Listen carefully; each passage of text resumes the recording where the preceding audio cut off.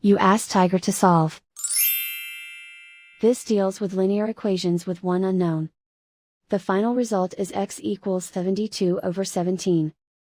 Let's solve it step by step. Simplify the expression. Group like terms. Simplify the arithmetic. Swap sides. Group all constants on the right side of the equation. Add 2 to both sides. Simplify the arithmetic.